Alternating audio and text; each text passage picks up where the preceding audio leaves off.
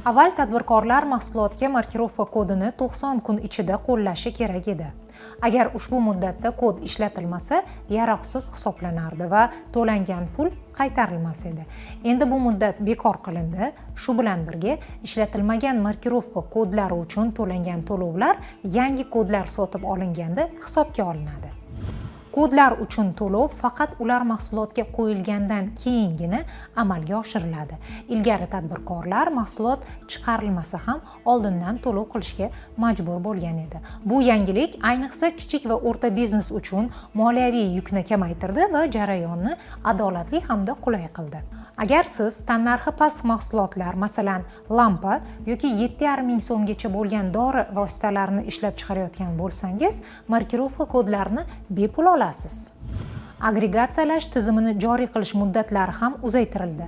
Dori vositalari va tibbiy buyumlar ishlab chiqaruvchilar uchun 2025-yil 1-oktyabrgacha, suv va salqin ichimliklarni ishlab chiqaruvchilar esa 2026-yil 1-aprelgacha. Markirovkaga oid masalalarni tezkor hal qilish maqsadida kunu-tun faoliyat yuritadigan kol markaz ishga tushiriladi.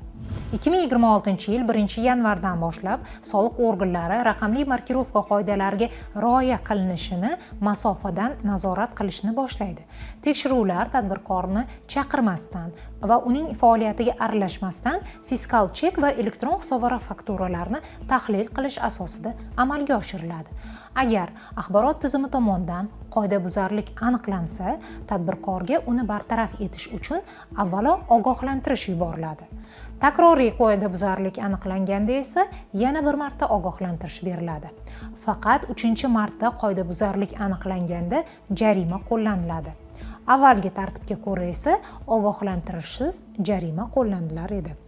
Endi tadbirkorlar moliyaviy jazolarsiz xatolarni tuzatish imkoniyatiga ega bo'lmoqda.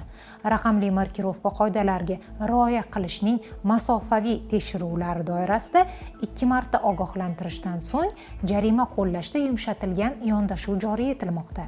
Jarima choraklik sof tushumni 1-marta 0,2%, 2-marta 0,4%, 3-marta 1%, 4-marta esa 2% miqdorida qo'llaniladi. 2 marta ogohlantirishdan so'ng tadbirkor 1 yil ichida 4-marta markirovka qoidalarini buzsa, 1 yil davomida to'langan qo'shilgan qiymat solig'i salbiy farq summasi qaytarilmaydi. Raqamli markirovka qoidalari buzilishini oldini olish maqsadida 2025-yil 1-sentyabrdan onlayn NKT orqali kassadagi chek faqat markirovka kodi kiritilgandan keyin shakllantiriladi.